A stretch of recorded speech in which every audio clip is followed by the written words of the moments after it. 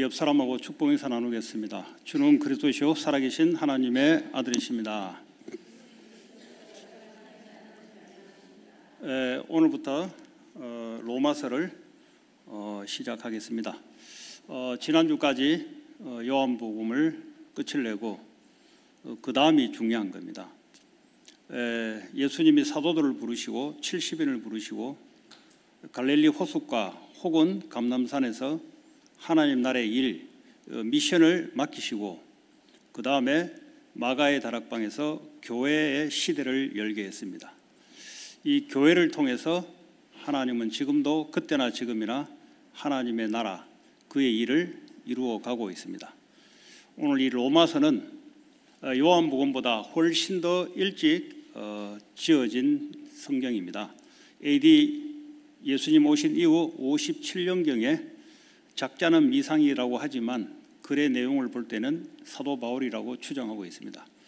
그러나 요한복음은 40년 뒤에 사도 요한이 적은 내용입니다. 그와 다른 것은 로마 교회를 향해서 하나님이 말씀을 주시는 겁니다. 그 당시에 로마 대제국에 있는 디아스포라 유대인과 이방인들이 복음받고 들어온 그 로마 교회, 오늘 말하자면 미국 같은 강대국 속에 있는 디아스포라와 그리스도인들에게 향해서 말씀을 주는 내용입니다. 사도 바울은 로마 교회를 자기가 세우지 못했고요, 멀리서 로마 가기를 원했다 그랬습니다. 결국 나중에 사도행전 28장에 보면은 로마의 감옥에서 셋집에서 2년 동안 복음을 전가하는 내용만 나오고 있습니다. 특별히 로마서는 복음서 중에 복음서이고 성 어거스틴과 마르틴 루터 같은 사람들이 로마서를 보면서 변화가 되고 그랬던 내용이 바로 로마서입니다. 오래전에 로마서를 한번 했는 적이 있습니다. 그러나 그때와 지금은 다른 것은 많은 내용이 축적되어 있었고 또 시간표가 많이 지난 가운데 이 교회를 중심으로, 로마 교회를 중심으로 사도 바울을 통해서 말씀을 주시는, 이렇게 초점을 맞추면 되겠습니다. 오늘 로마서를 들어가기 전에 사람들은 태어나면서부터 내가 누군가라는 것을 의문을 가지고 살아갑니다. 저 또한 불신자 때 그렇게 살았습니다. 이 부처라는 분도 작은 부족국가 왕국의 왕자이면서도 불구하고 자기가 누구인가를 찾으려고 했었습니다. 내가 누군가, 나는 무엇을 위해서 살아가는 자인가, 그럼 나는 왜 공부를 하고 왜 직업을 가지고 살아가는가, 여기에 대해서 답이 없으면 인생은 방황하게 되어 있습니다. 그러나 나의 열심으로 그냥 살아갑니다. 내가 정한 기준 가지고 내 것을 움켜잡고 내가 생각했던 목적을 위해서 막 달려갈 뿐이지, 실제 내면에는 뭐가 확정되고 이루어져서 인생을 살아가는 것은 없습니다. 그러다 보면 인생을 살아가다가 어느 날 예기치 않는 충격적인 사건이 발생되면은 그때 이걸 통해서 내가 누군가, 내가 왜 일을 해야 되는가, 내가 무엇을 위해서 일을 해야 되는가, 무엇을 위해서 결혼을 하고 무엇을 위해서 내가 인생을 살아가야 되는가, 반드시 그 질문은 들어오게 되어 있습니다. 오늘 로마서를 통해서 사도 바울을 통해서 사도 바울이 구약의 유대 종교에 있을 때 이 사람은 열심히 살아갔던 사람입니다. 그런데 그 열심히 살아갔던 그 바탕이 율법에 기초한 자기의 의를 행하는 그것에 열심히 살아갔던 사람입니다. 거기에는 답이 없죠. 복음의 의가 들어오기 전까지는 인생은 답이 없습니다. 그래서 기독교인을 죽이려고 했고요, 열심히 살아갔고 열심히 또 성공을 위해서 달려간 자이고, 특별히 13세가 되면은 이 구약 성경, 이스라엘은요 그 구약 성경이 있습니다. 그들이 말하는 랍비들에게 이 모든 성경을 다 암송을 해, 한 자도 빠짐없이 암송을 통과해야만 가마리엘 문화생으로 들어가게 되어 있습니다. 그러니까 이 사도 바울이라는 자가 사울에 있을 때 얼마나 뛰어난 자인지를 알 수가 있습니다. 여러분, 한 자도 빠짐없이 다 외워야 돼요. 토라 이런 거 있잖아요. 쉐마, 이런 것들을 한자도 빠짐없이 다 외워야 가마리엘 문화생으로 들어갑니다. 오늘날 말하자면 수재죠. 예. 이런 사람들이 주로 보면은 인생을 내가 왜 살아야 하는지 답이 없으면 흔들리기 어렵게 되어 있습니다. 자, 그랬던 자가 사도행전 9장에 보면은 그렇게 핍박했던 예수를 영으로 만나죠. 육체로 만난 것은 제자들이 만났고요. 부활하신 영으로 주님을 만나게 됩니다. 만나면서 갑자기 변화가 됩니다. 이 사람마다 달라요. 서서히 변화되는 사람이 있고 갑자기 토탈리 한꺼번에 변화되는 사람이 있습니다. 그거는 주님의 주권 속에 있는 겁니다. 저 같은 경우도 갑자기 변화됐어요. 며칠 전까지 해도 저 인간 하다가 며칠 후에 확 뒤집어졌어요. 그랬더니 사람들이 다 놀래버렸어요. 사람마다 달라요. 그거는 하나님의 주권 속에 있는 거고요. 그렇습니다. 그렇다고 해서 제가 뭐 사도 바울이냐 그렇다는 말은 아니고요. 변화되는 이 시점이 갑자기 변화되냐 서서히 변화되냐. 대다수는 이제 서서히 변화됩니다. 그러나 좀 특별한 종들이 있어요. 이런 사람들은 갑자기 저거 안 건들면은 안 바뀌는 사람이라서 갑자기 변화시킵니다. 자, 오늘 이 사도 바울이 처음에 이제 로마 교회에 인사를 보낼 때 앞에 오늘 7절까지 인사 말이 있습니다. 인사 말이 그렇게 뭐 깊은 내용이 들어가 있냐? 아니에요. 자기가 누군지 이런 것을 나타냅니다. 이 사도 바울이 이 예수님을 만나고 난 뒤에 자기의 정체성이 찾아진 거예요. 오늘 그걸 보면은 예수 그리스도의 종 바울은 그랬어요. 자기를 아이덴티티를 나타내는데 그전에는 열심히만 살았습니다. 그게 자기였어요. 근데 예수 그리스도를 만나고 난 뒤에는 뭐라고 표현하냐? 예수 그리스도의 종 바울은. 오늘 저와 여러분들이 바울을 이야기하면 들으면 안 되고요. 똑같이 예수를 믿으면 여러분들로 들으셔야 됩니다. 그러면 여러분 방황하던 것들이 끝나게 돼 있고요. 여러분 자녀들이 왜 공부를 했지 모르는 자녀들에게 이 답이 전달되게 돼 있습니다. 이것이 전달 안 되면 인생은 늘 흔들리게 돼 있습니다. 무슨 일을 해도 흔들리게 돼 있습니다. 예수 그리스도의 종, 이 말이 뭐냐? 신분을 말하는 거죠. 예수 그리스도를 믿게 되면은 내 신분이 하나님의 자녀이지만 또 다른 말로는 예수 그리스도의 종입니다. 여러분, 종이라는 말은 자기 것이 하나도 없어요. 그렇죠? 옛날에 신분제도에 로마 시대에 종이다, 아니면 한국은 조선시대의 종이다, 이 말은 뭐죠?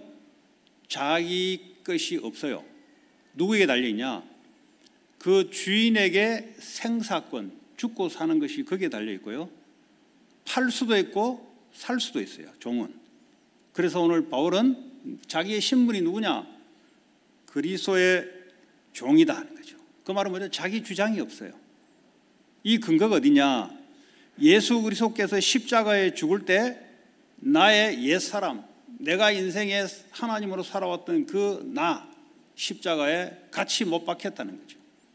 주님이 부활할 때 이제는 뭐죠? 주의 그리스도의 생명이 나의 주로 살아가는 믿음이, 그게 나의 아이덴티티로 바뀌었기 때문에 나는 그리스도의 종이라는 겁니다. 여러분, 신앙은 여기서부터 시작되어야 됩니다. 여기서부터 시작되지 않으면 어떤 일이 일어나냐? 내 의견이 먹히지 않으면 화가 나요. 내 생각대로 안 되면 스트레스 받아요. 그러니까요, 이 신분이 뭔지를 모르게 되면은 전부 다 그것이 뭐죠? 나에게 스트레스와 화와 분노로 다 바뀝니다. 그래서 내가 누구냐?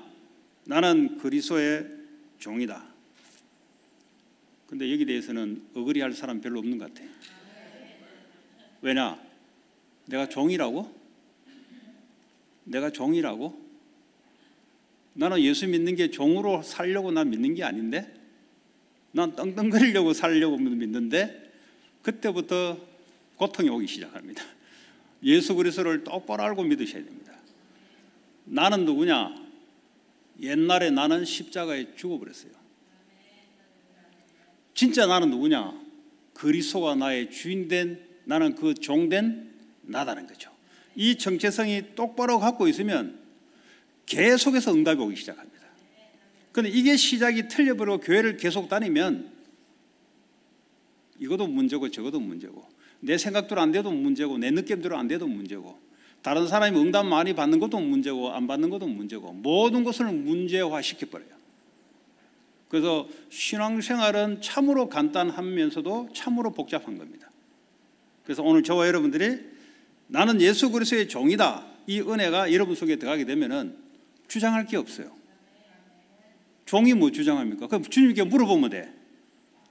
내 말이 안 먹혀서 짜증난다? 왜 내 말이 먹혀야 됩니까? 주님께 물어보면 되지.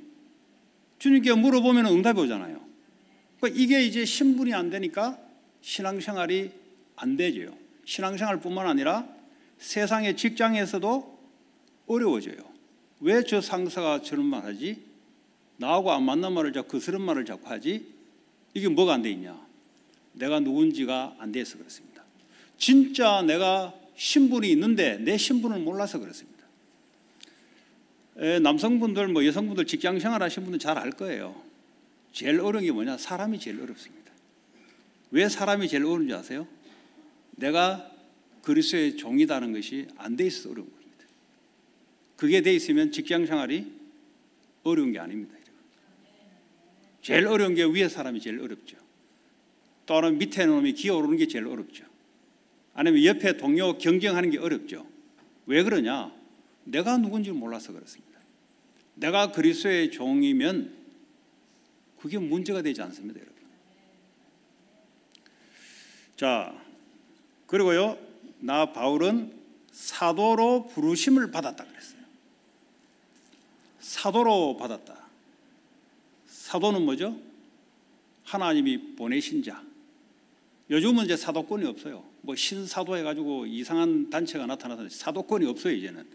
예수님 당시에 예수님과 같이 보고 같이 사역하고 했던 사람을 사도로 합니다. 지금은 사도권이 없고요. 이제 비슷한 게 이제 목사 정도, 이 정도인데요. 자, 넘어가고요. 이 사도로 부르심을 받았단 말은 뭐냐? 내 직분을 말합니다. 직분. 여러분, 직분이 아주 중요합니다. 왜냐? 하나님이 우리를 종으로 부를 때 무엇을 위하여 사용하려는 직분을 준 거예요. 직분. 이 직분을 망각하게 되면은 인생을 뭘 살아야 될지 모르고 흔들리게 돼 있습니다. 그럼 어떻게 살아가냐? 그냥 육신을 위해서, 밥 먹고 살기 위해서, 가족 부양하기 위해서, 그냥 내 뜻대로 조금 이루기 위해서 이런 삶으로 가버려요. 오늘 이 사도 바울이라는 사람이 자기 직분이 사도라는 걸 몰랐다면 구원을 받아놓고도 어떻게 살았을까요? 그래, 헤매지요. 직분이 사도로 불렀기 때문에 사도적인 사명을 감당하는 거죠. 다시 말하면, 요즘 말하자면 교회의 직분, 목사, 장로, 집사, 권사, 직분을 줬단 말이죠. 직분을 왜 줬냐? 이유가 있을 거 아니에요? 또 한 가지는 애들이 공부를 해서 직업을 간단 말이죠. 그 직업을 내가 이걸 왜 택해야 되냐? 이것이 분명하지 않으면 평생을 우리는 세상에서 일을 하고 돈을 벌고 사회생활하며 살아가야 되는데, 이것이 분명하지 않으면 계속 흔들리게 돼 있습니다. 내가 왜 이 공부를 해야 되지? 내가 왜 이 직장을 다녀야 되지? 계속 흔들리게 돼 있어요. 오늘 말씀을 통해서 여러분들이 견고하게 여러분이 누군지, 내가 왜 교회 안에 이 직분을 받았고 세상에 왜 이 직업을 받았는지 분명하게 하나님부터 확증하는 그런 시간 되기 바랍니다. 자, 그러면 왜 그리스도의 종 바울이 사도로 부르심을 받아? 목적이 있어요. 하나님의 복음을 위하여 택정함을 입었다 그랬어요. 왜 그리스도의 종으로 불렀고 왜 사도로 불렀고 나를 왜 이 직업을 가지고 했는가? 목적이 분명합니다. 복음을 위하여, 하나님의 복음을 위하여 그랬어요. 여러분, 이게 분명합니까? 그러면 흔들릴 일이 없어요.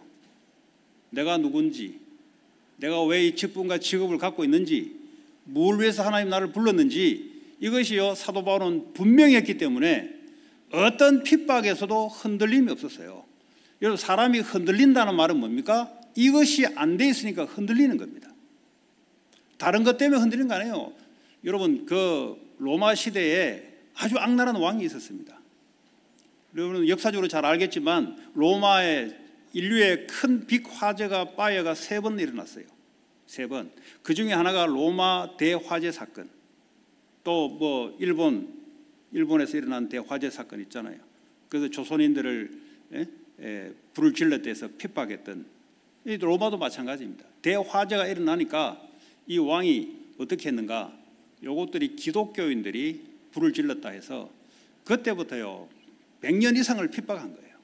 사자, 원형 경기장에 사자를 풀어놓고 무릎 뜯기기도 하고 죽고 말이죠. 그 파이어에 사람들을 매달려 죽이기도 하고 말이죠. 이런 일들이요 한 100년 정도 됐어요. 그러니까 이 기독교인들이 얼마나 두려워했겠습니까? 나가면 죽을 줄 모르니까. 자, 그런데 사도 바울도 마찬가지죠. 목숨을 내걸고 복음을 전해야 되는데 뭐가 분명하지 않으면 다 흔들리고 넘어지게 돼 있습니다. 이유가 되죠. 핍박이 너무 심했기 때문에, 아니면 세상에서 너무 어렵기 때문에. 세상 일이 너무 어렵고 요즘 경기가 너무 어렵고 일이 잘 안 되고 맞는데요, 뭐가 안 돼 있는가? 내가 누군지, 내 신분과 직분이 뭔지, 왜 내 이 직업을 택했는지, 무엇을 위해 했는지가 모름으로써 오는 흔들림이고 방황하는 겁니다. 여러분, 내가 왜 결혼을 했습니까? 복음을 위하여. 여기서 어거리가 됩니까? 대다수 잘 안 될걸요. 나는 스위트홈을 만들기 위해서 결혼했는데 성경은 그렇게 말하고 있지 않아요. 스위트홈은 네가 만드는 것이고 가정은 교회입니다. 그리스도가 주가 되어서 그리스도의 나라가 임하는 교회로 가정을 불렀어요. 그래서 아담과 하와를 만들어 놓고 거기서 하나님을 섬기는 그 가정입니다. 그래서 오늘 저와 여러분들이 오늘 로마서를 통해서 여러분들이 신분과 직업, 직분과 인생의 목적이 분명하게 확정되는 그런 은혜가 임하기를 바랍니다. 다시 말하면 인생의 목적이 복음을 위했다. 다시 말하면 사명을 말하는 겁니다. 그리고 하나님이 우리 애들에게 각자에게 주시는 달란트가 있어요. 이 달란트를 왜 줬냐? 복음을 위해서 사용하라고 각자에게 탤런트를 다 준 겁니다. 탤런트는 한 탤런트가 있고 세 탤런트 있고 5탤런트가 있어요. 왜 우리 애는 능력이 이거밖에 안 되냐? 아니에요. 하나님이 한 달란트를 줬다는 말은 한 달란트가 별가인 같으면 얘의 한 달란트 아니고는 교회가 움직여 나갈 수가 없어요. 예, 그 직장에 얘가 그 달란트 없이는 직장이 움직여 나갈 수가 없어요. 여러분, 많고 적고는 주님이 주시는 거죠. 그 한 달란트가 아주 중요한 겁니다. 5달란트는 조금 능력이 뛰어나게 보이죠. 그거 하나님이 그래 주신 거예요. 그 5달란트는 5달란트를 남겨야 되는 것이에요.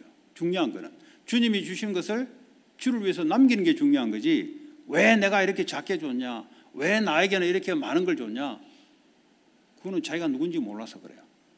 종은 주인을 따라 살아가는 겁니다. 주님이 시킨 대로 여호와는 나의 목자가 되므로 어떤 일이 일어납니까? 내게 부족함이 없는 일이 나요. 내가 사망의 엄침할 골짜기를 지나다니더라도 주님이 나의 주인이 되면은 두려워할 것이 없는 일이 일어나요. 그게요, 종으로서 살아가는 혜택입니다. 먹을 거 입을 거 종은 걱정하지 않습니다. 주인이 다 책임을 져요. 병원비도 걱정하지 않습니다. 왜냐하면 이 종을 부리려면 주인이 알아서 병원 치료도 다 해줘야 돼요. 왜냐, 안 해주면은 병들어서 못하니까. 그러니까 종이 되는 게 낫지, 어설픈 주인이 되면은 그만큼 인생이 복잡한 게 없어요. 왜냐, 자기가 자기 인생 책임도 못 지는 주제에 자기가 주인의식을 갖고 있으면 안 된다는 말이죠. 자, 그러면 이 복음이 도대체 뭐냐? 복음을 위해서 우리가 살아가야 되는데 이 복음은 뭐냐? 하나님이 선지자들을 통하여 그의 아들에 관하여 성경에 미리 약속하신 것이라 그랬어요. 자, 복음이라 할 때는 하나님의 아들에 관한 것이다. 여기서 하나님의 아들이라는 말은 하나님이 놓고 아들은 낳고 그 말이 아니고 사람으로 오신 그분을 하나님 아들, 성자 예수 그리스도를 하나님 아들로 말하고 있습니다. 자, 이 하나님의 아들 예수 그리스도는 그냥 갑자기 오게 됐냐? 아니에요. 성경에는요, 선지자들을 통하여, 선지자는 누구냐? 하나님이 자기의 말을 선지자들을 통해서 하나님이 자기 말을 쏟아내요. 그래서요, 선지자들을 통하여 성경에 미리 약속하신 것이다 그랬어요. 없는 것을 갑자기 일으키지 않고요, 이미 아담이 타락하면서 창세기 3장 15절에 여자의 후손이 뱀의 머리를 상하게 할 것이다, 뱀은 그의 발꿈치를 상하게 할 것이다, 이미 아담이 타락하자마자 십자가 사건을 이미 예언하셨어요. 우린 그걸 보고 원시 복음이라 합니다. 성경에 여자의 후손은 단수가 썼어요. 여자의 후손, 단수. 다시 말하면 예수 그리스도, 동정녀 마리아에게 태어난 남자와 여자와 결혼해서 나온 사람이 아니고 성령으로 잉태해서 처녀의 몸으로 태어난 그 여자의 후손은 뱀의 머리를 상하게 할 것이다. 사탄의 권세를 무너뜨릴 것이다. 그래야만이 거기서 우리가 해방돼 나오니까. 그럼 어떻게 무너뜨린가? 그 밑에 나와 있어요. 뱀은 그의 발꿈치를 상하게 할 것이다. 사탄은 예수 그리스도의 발꿈치를 상하게 한다. 이 말은 뭐죠? 십자가의 죽음을 말합니다. 뱀이, 그 사탄이 말이죠, 본디오 빌라도와 그리고 대제사장 유대인들을 통하여 사탄이 예수를 죽이려고 했는데 십자가의 죽음이 사탄의 권세가 무너지는 사건이라 이 말이에요. 사단은 교묘하게 꾀를 부리지만 그 꾀가 결국은 뭐죠? 복음에 유익되도록 하나님이 만드신다 이 말이에요. 그 여러분이 세상 살아갈 때 어떻게 살아가야 되는가? 그리스도의 말씀을 붙잡고 그리스도의 복음을 위해 내 이 직장과 이 교회에 있겠다 하면 어떤 장깨도 무너지게 돼 있어요. 그는 사탄의 어떤 장깨도 다 무너지게 돼 있습니다. 그 세상에서 우리가 자꾸 지혜를 쌓아서 세상을 살아가려고 하는 자체가 세상 임금 사탄의 괴락에 우리가 넘어갈 수가 없어요. 뛰어넘을 수가 없습니다. 세상을 통치하는 그리스도 복음 붙잡고 복음을 위하여 내가 이 직장에 있다, 이 교회에 있다 할 때는 뭐죠? 어떤 사단의 계획에도 전부 다 뭐죠? 하나님의 계획을 이루는 것으로 다 바뀌어버리죠. 이게 바로 십자가 사건입니다. 이걸 모르면 어설프게 책 읽은 거 가지고 세상의 책 읽은 거 가지고 그 대응하려고 합니다. 그게요, 엮여들어가는 거예요. 그 교묘하게 내가 잡혀들어가는 거예요. 복음을 가지고 딱 붙잡고 있으면 복음이 승리하는 길이거든요. 그리스도는 창조주와 하나님이시오, 모든 문제에 답이 되시는 분이시오. 그걸 미련하게 그걸 붙잡고 있으면 하나님이 역사하기 시작하는 겁니다. 하나님이. 그게요, 세상 지혜자들이 갖지 못한 하나님의 지혜라고 이야기했어요. 그래서 그리스도 안에는 모든 지혜와 지식과 보화가 다 감추어졌느니라. 전도의 미련한 방법으로, 전도의 미련한 방법 같죠? 미련한 게 아니라 이 말이에요. 그 안에는요, 모든 축복이 감춰져 있습니다. 그럼 이거는요, 세상이 알지 못하고 눈을 딱 가려놨어요. 그런데 기독교인들이 이걸 모르면 어떡합니까? 모르면 세상 방법으로 나가야 돼요.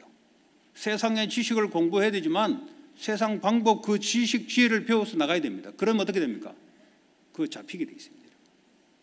우리는 누가 무슨 말을 하더라도 그리스도를 붙잡고 있으면 그것이 전부 다 뭐예요? 우리에게는 축복으로 싹 다 바뀌어버립니다. 이게 바로 십자가 사건입니다.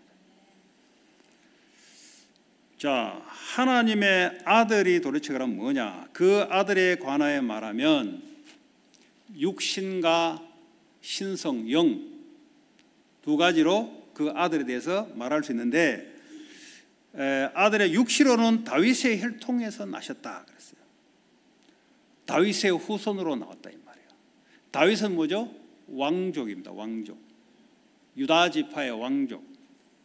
야곱을 통해서 유다는 내 규를 가질 것이요. 쉽게 말하면 뭐죠? 왕권을 말합니다. 앞으로 유다 지파를 통해서 왕권들이 이어져 나갈 것이다. 그러면서요, 유다 후손, 쉽게 말하자면 다윗의 후손으로 진정한 왕권을 가진 그리스도가 이 땅에 사람으로 오셨다 이 말이죠. 그래서 그 아들에 관하여는 육신으로는 다윗의 혈통에 나셔야 됩니다. 그 유태인들이 어떻게 착각했는가? 400년 동안 복음이 끊어져 버렸어요. 바벨론 포로 이후에 400년 동안 복음이 끊어졌어요. 그 유대인들이 기다리고 있는 건 뭐죠? 다윗의 혈통으로 오실 그 왕이 오기를 기다렸어요. 왕이. 왜냐하면 다윗의 혈통이 왕이 와야 되거든요. 그러니까 마구간에 태어난 걸 보니까 저거는 왕이 아니다 이 말이죠. 어디로 태어나야 되냐? 저 헤롯 같은 그런 왕과 그런 사람으로 태어나서 다윗같이 멋있게 리더십을 가지고 우리나라를 다시 회복하고 통치할 그 메시아로 기다린 겁니다. 그런데 이들이 뭘 몰랐냐? 영원히 다스릴 왕 그리스도를 몰랐어요.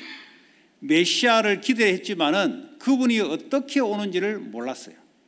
사무엘라 수요를 했잖아요. 7장에 다윗을 통해서 영원히 무너지지 않는 하나님의 장막, 영원히 통치할 그 후손 니시, 그게요 솔로몬이 아니고 예수 그리스도를 말하고 있습니다. 그런데 이것을 놓쳐버렸어요. 그 유대인들이 반 정도만 알았지 하프는 몰랐던 거죠. 사도 바울은 그 하프를 은혜를 받아서 저분이 다윗을 통해서 말했던 메시아가 저분이구나. 그때부터 구약에 읽었던 모든 내용들이 다 살아나기 시작합니다. 여러분 그리스도를 알게 되면은 여러분의 과거에 했던 모든 것들이 살아나기 시작해요. 그리스도를 모르면 과거에 했던 것들이 살아나지 않습니다. 모든 역사의 중심은 알파와 오메가는 그리스도를 알고 난 이후 전 이렇게 나뉩니다. 우리의 BC AD도 그리스도가 태어난 전과 후로 나누듯이요. 우리 인생의 변곡점도 그리스도를 내가 믿고 알고 난 전이냐 후냐, 교회를 다닌다고 그게 전과 후가 나눠지는 게 아니고요. 그리스도를 어떻게 믿고 알고 있는가에 따라 전과 후가 나눠집니다. 그거 틀림없습니다. 자, 그러면 성결의 영적으로는 어떤 존재인가? 4절에 죽은 자들 가운데서 부활하사 그랬어요. 반드시 죽어야 되고요. 인류의 죄를 해결하기 위해서는 죄가 없는 분이 그를 위해서 죽어야 되는 것이고요. 반드시 부활하셔야 됩니다. 그래야 죽음과 지옥 권세를 이기는 자라야만이 메시아로 선포될 수 있습니다. 그래서요, 사망의 세력을 이기고 지옥 권세를 박차고 나와서 이겨야만 우리를 구원할 수 있는 조건이 되는 겁니다. 자, 그리고 능력으로 하나님의 아들로 선포되셨으니, 하나님의 아들, 하나님의 어떤 종교 보니까 하나님의 와이프도 있다고 해서요, 간마들이라는 것을 가지고 그것도 한국에서 들어왔어요. 간마들을 가지고 학교 캠퍼스에 오만대만대 가서 사람들을 유혹합니다. 그러니까 이 단어를 모르면요 어디까지 나오냐? 아들로 되어 있지 않냐? 여호와의 증인들은 아들로 되어 있지 않냐? 아들로 되어 있는데 그러면 하나님보다 높으면 안 되지. 그 단어를 몰라서 그래요. 아들이 있으면 와이프가 있을 거 아니냐? 그래서 간마들이 또 나온 거예요. 하여튼 하나님의 아들로 표현됐단 말은 성부, 성자, 성령, 삼위 하나님이 독립적으로 위격이 존재하지만 다 커넥션돼서 한 하나님으로 움직여지는데, 하나님의 아들이라는 말은 인간으로 오신 하나님을 표현하는 거죠. 인간으로 오신. 왜냐? 사람으로 왔잖아요. 그럼 저 사람을 보고 뭐라 해야 되겠어요? 아니 지금 생각해 보시라고. 어느 30세 된 청년이 와서 뭐라고 표현하겠어요? 저 하나님 하면은 믿겠어요? 사람인데 그 하나님 아들로 한 하나님 아들. 우리는 본 적이 없으니까 당연히 그렇게 믿겠지만 성령의 역사로 그 당시에 한번 생각해 보라고. 그 마구간에 예루살렘에 태어난 목수의 아들고, 이사야 53장에 보니까 풍채도 변변치 않다 그랬어요. 그 쉽게 말하면 비실비실해요. 요즘 말하면 애들 좀 찐따 같아요. 찐따. 쉽게 말하자면. 그러니까 좀 왕따 당하는 그런 좀 비슷해. 그 뭐 하나님 아들고 메시아고 말이지. 누가 믿겠냐고. 성령의 역사하지 않고서는 믿을 수가 없어요. 그래서 하나님의 아들. 자, 그리고요, 우리 주 예수 그리스도시니라. 이게 아주 중요한 대목입니다. 여러분, 사람들이 예수를 그리스도로 믿습니다. 여러분, 그리스도란 말이 뭐죠? 예수란 말이 뭐죠? 예수란 것은 자기 백성을 죄에서 구원할 자를 예수라고 마태복음 1장 21절에 말씀하고 있어요. 예수가 그리스도이다. Jesus is Christ다. 다르죠? 예수는 이름이죠. 자기 백성이 있어요. 불신자들 가운데 하나님의 백성이 준비되어 있어요. 우리는 전도를 한다는 말은 하나님의 백성들을 찾아내서 구원시키는 겁니다. 지금은 불신자에 대해 있어요. 지금은. 그러나 하나님이 예정하신 자기 백성들이 전 세계에 흩어져 있습니다. 그런데 지금은 불신자예요.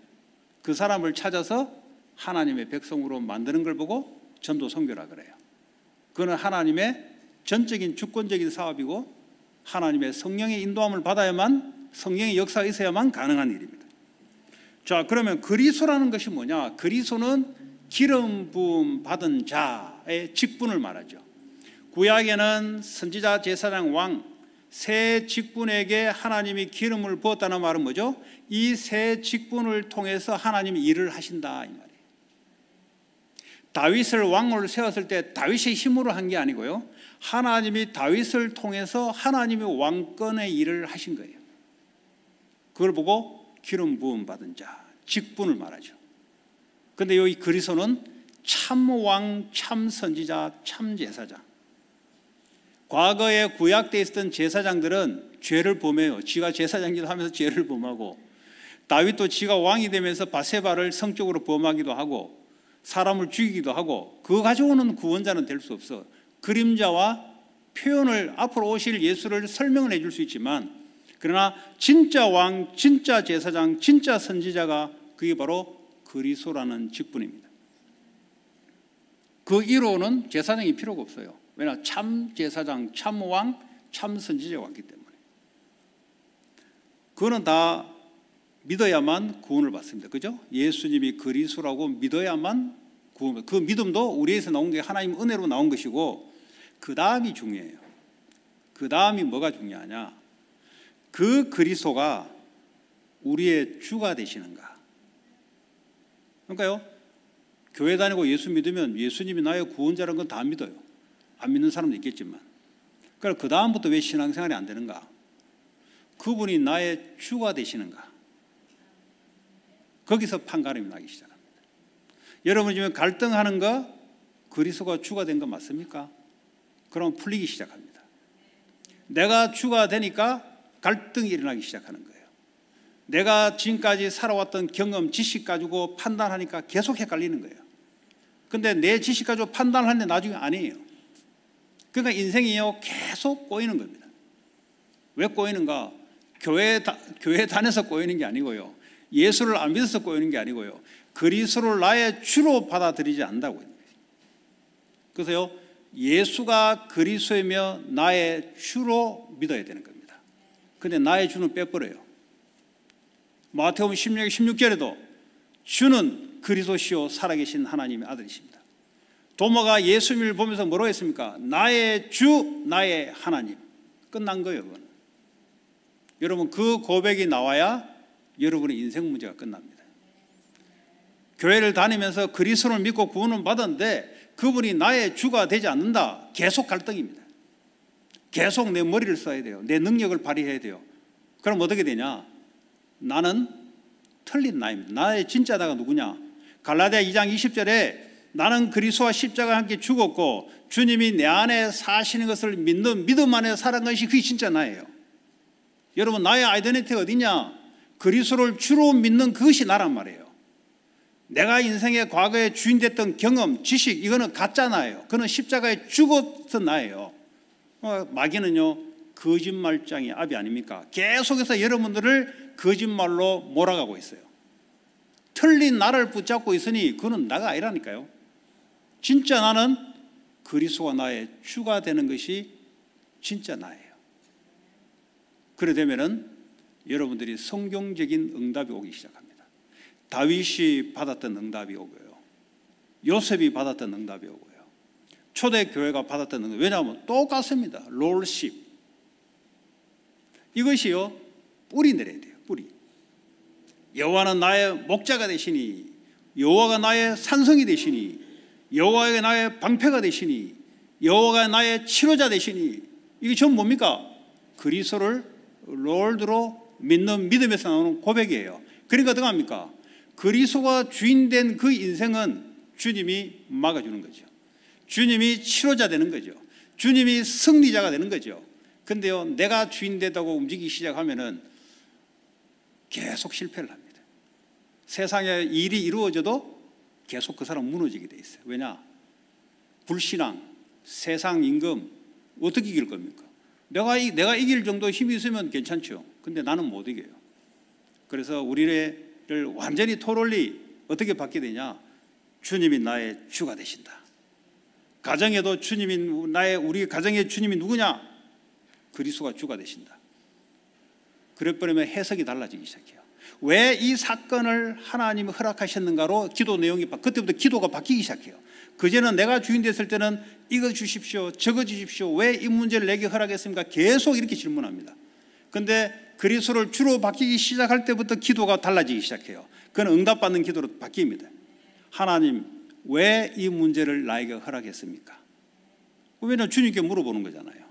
그럼 하나님 응답을 와요. 왜냐면 주인이니까. 근데 내가 주인 되어 있으면 말이죠, 문제 안 오면 인생 괜찮다고 생각해요. 자기가 주인이니까. 그러니까 문제 오면은 컴플레인 합니다. 왜냐면 지가 주인이니까.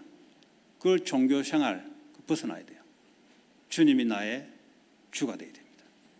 왜 가정에 이런 문제를 허락했습니까? 왜냐하면 하나님 허락하지 않고서는 일어날 수가 없어요. 그걸 응답받으면 주님이 이렇게 해서 우리 가정에 이 문제를 허락했구나. 그 응답을 받아야 살아난단 말이에요. 문제 때문에 죽는 게 아니에요. 응답을 발견 못해서 사람들이 헷갈려하는 겁니다. 응답을 받아야 돼요. 응답. 왜냐? 주님이 살아계시니 응답을 주게 돼 있어요. 그 관계가 주님이 나의 주가 되어야 되고 나는 종이고 나는 자녀가 되는 관계십이 회복될 때 반드시 주고받고 사랑의 관계가 회복되어 있고, 사랑과 사랑 관계에 사랑의 관계가 또 연결되게 되어 있습니다. 자, 나의 주가 될 때 주님이 내 인생을 통치하기 시작하죠. 그걸 보고 하나님 나라라 그래요. 나라. 그리고 우리는 뭐죠? 하나님의 성전, 주의 영이 내 안에 계셔서 나를 다스리고 통치하니 얼마나 완벽하게 통치하겠습니까? 우리의 과거의 모든 좋지 않았던 트라우마, 상처, 성공했던 것 전부 다 뭐죠? 주의 손에 바뀌면 리크레이션으로 다 바뀌어요. 재창조로 싹 바뀌어요. 누구 손에 잡히냐? 내 손에 잡히냐? 그리스도의 손에 잡히냐에 따라 그것이 뭐예요? 축복으로 싹 바뀝니다. 과거의 상처도 축복으로 바뀌어버려요. 내가 주인 되어 있으면 과거의 상처는 내게 뭡니까? 축복이 아니고 나를 괴롭히는 걸로 바뀌어요. 내 열심히 하는 게 아니고요, 주님이 지금도 일하고 계세요. 주님은 창조 때부터 지금까지 쉬지 않고 일하고 계세요. 주님은 주의 롤십을 가지고, 주권을 가지고 지금도 우주 만물을 통치하시고 특별히 우리 개인 한 사람 한 사람에게 오셔서 우리를 다스리고 통치하고 계세요. 오늘 예배 시간에 여러분들이 그리스도의 말씀에 집중하는 순간 그게 치료되기 시작해요. 여러분도 모르게 치료가 일어나기 시작합니다. 말씀이 우리의 영과 혼과 육을 찔러 쪼개기까지 하며 우리의 상처를 치유하기도 하고, 우리의 깊은 가 우리도 모르는 게 있습니다. 이것까지 주의 말씀이 치유하기 시작합니다. 자, 그러면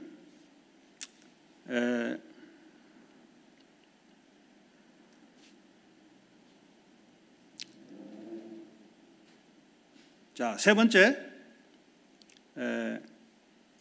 5절에 보니까 그로 말미암아 우리가 은혜와 사도의 직분을 받았는데요, 그의 이름을 위하여 그랬어요. 복음을 위하여, 그의 이름을 위하여, 같은 말입니다. 복음의 내용이 예수 그리스도니까, 그러니까 이름이 아주 중요한 겁니다. 여호와의 이름, 계속 성경은 이름에 대해서 이야기하고 있어요. 그러니까 우리는 그 사람이 누구냐 할 때 이름 이야기하잖아요. 트럼프 대통령 이름 이야기하잖아요. 대통령이 누구냐? 트럼프다. 이름 이야기하잖아요. 그 이름이 안에 많은 내용들이 감추어 있습니다. 그 예수 그리스도의 이름은 어떤 이름이냐? 마태복음 28장 18절에 하늘과 땅의 모든 권세를 갖고 있는 이름이다. 끝이에요, 그걸로. 내가 믿는 주님은 누구시냐? 하늘과 땅의 모든 권세를 갖고 있는 이름이다. 그걸로 끝내야 돼요. 여러분, 그 이름 있는데 누가 나를 방해할 것입니까? 아브라함이 그랬잖아요. 내가 너를 복으로 삼겠다. 그러면 네가 복이 아니고 네 속에 그리스도 하나님이 복이다 이 말이에요. 네를 축복하는 자 내가 축복할 것이고 네를 저주하는 자 내가 저주할 거야. 왜냐? 네 속에 하나님이 계시니까. 우리 속에 그리스도가 계시니까. 그거는요, 하늘이란 말은 뭐죠? 어떤 사탄 마귀, 땅은 뭐죠? 이 땅의 어떤 통치자, 어떤 세력자도 그 이름 앞에는 무릎을 꿇어야 돼요. 네.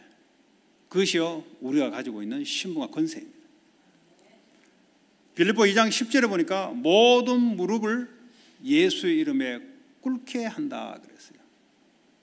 여러분들이, 저와 여러분들이 그리스도의 이름을 가지고 나아간다. 그 이름 앞에 도전할 자가 없다 이 말이에요. 그런데 이걸 모르면 어떻게 되냐? 모르면 싸워야 돼요. 직장 가서 싸워야 되고요. 머리 써야 되고요. 왜냐? 그 이름 앞에 어떤 사람도 복종하게 돼 있어요. 내가 직장에 그리스도 이름을 위하여, 복음을 위하여 내가 선교사로 파송되었다. 직업이야 뭐 여러 직업이 있을 수 있죠. 그러니까 그 영적인 것을 가지고 있으면 하나님이 그렇게 하신다는 거죠. 너 한 사람을 통해서 이 직장에 그리스도의 축복의 권세가 나타나게 한다. 나로 말미암아 천하 만민이 복을 얻게 할 것이다. 그런데요, 어떻게 돈 벌어먹고 살아야 되냐? 머리 돌리기 시작하면요, 인생은 희한해져요. 그거는요, 불신자보다 더 못해져 버려요. 네. 근데 우리가요, 그리스도 이름, 복음을 위해서 이게 회복되기 시작하면은 직장이 뭐죠? 아, 나를 여기에 축복권을 사용하기 위한 선교사로 불렀구나. 그럼 우리가 컴플레인 해야 될 게 아니고요, 나로 인해서 그리스도의 이름으로 이 직장이 축복을 받도록 기도해야 됩니다.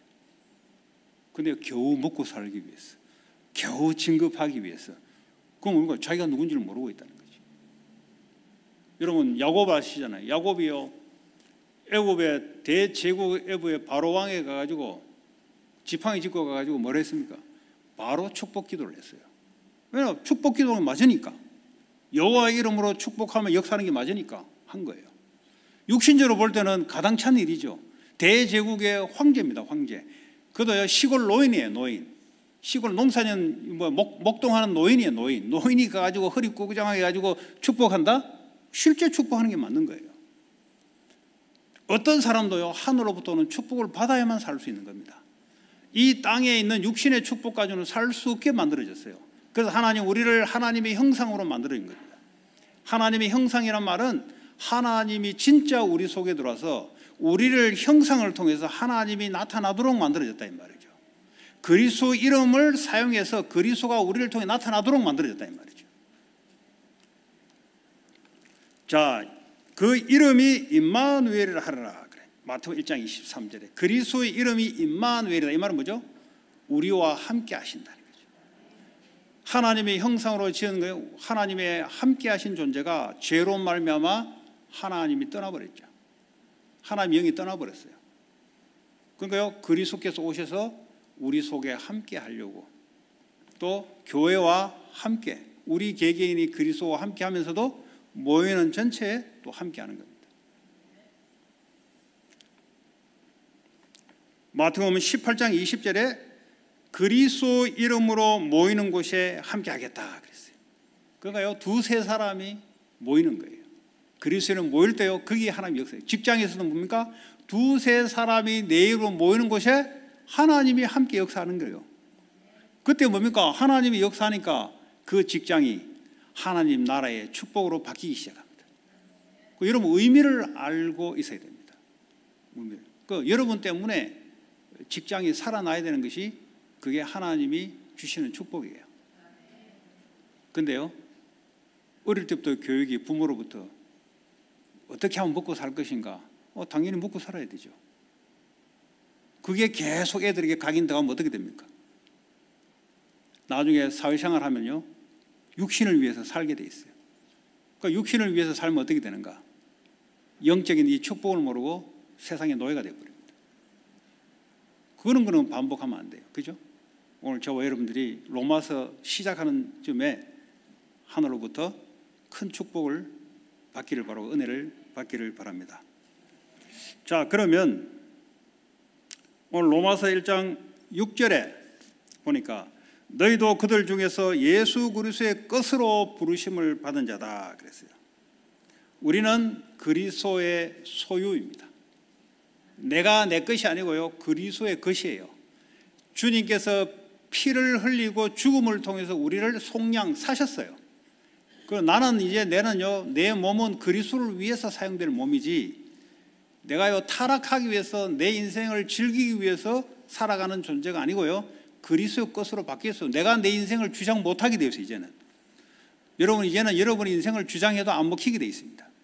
왜냐? 법적으로 주님이 우리를 사셨어요. 피값으로. 돈으로도 살 수 없어요. 죄인을. 자기가 죽으셔야 돼요. 하나님 자신이 죽으셔야만 우리를 살 수 있는 겁니다. 죄의 노예, 사탄의 노예, 사망의 노예를 자기의 피값을 지불하고 우리를 사셨어요. 이제 우리는 뭐죠? 그리스도의 것으로 바뀐 겁니다. 내 몸도 내가 주장 못해.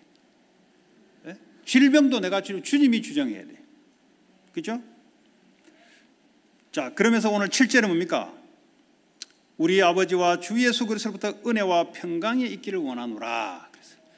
사도 바울은요, 서신서 쓸 때마다 항상 이 말을 반복합니다. 은혜와 평강이 있기를 원하노라. 여러분, 은혜가 임해야 되죠. 하늘로부터 은혜가 임해야 어떻게 됩니까? 믿어지기 시작합니다. 성경 에베소서 2장 8절에 그 은혜로 말미암아 믿음으로 구원을 받았다 그랬어요. 은혜란 말은요, 한량없이 우리의 노력과 우리의 행위와 상관없이 하나님 우리에게 부어주시는 은혜입니다. 오늘 이 예배가 뭐냐? 하나님의 은혜가 임하게 되면은 말씀이 믿어지기 시작합니다. 왜냐? 하나님의 은혜가 임하면 하나님의 성령이 역사함으로 말씀이 우리 속에 이 불꽃 씨앗같이 들어오게 돼 있어요. 그러면 나는 거기서 해방받는 거죠. 그래서 은혜를 받으셔야 돼요. 열심이 아니고요, 은혜를 받으셔야 돼요. 네. 우리가 행위대로 못 삽니다, 여러분. 하나님 앞에 용서함을 받고 은혜를 받아야 돼요. 그렇지 않습니까? 우리의 행위로 갚을 수 있냐? 못 갚아요, 여러분. 맨날 죄를 짓는데, 생각하는 것이 악한 건데, 우리가 어떻게 용서받습니까? 하나님의 은혜를 용서받아야 되는 거예요. 그게 낫지. 우리가 뭐 똑바로 산다? 뭐 어떻게 똑바로 삽니까? 조금만 나한테 싫은가 하면 기분 나쁜데, 그것도 죄인데 그거 어떡할 거예요? 용서 안 받고 은혜를 받아야 되는 거죠. 그래서 하나님의 은혜가 있으면 평강이 있을지어다. 그럼 평강이 어떻게 오냐? 가만히 있으면 평강이 옵니까? 그러면 다 평강을 갖고 있어야 되지. 그게 아니잖아요. 어떻게 평강을 누릴 것인가? 믿음이 있어야 됩니다. 믿음이 있어야만 평강이 임합니다.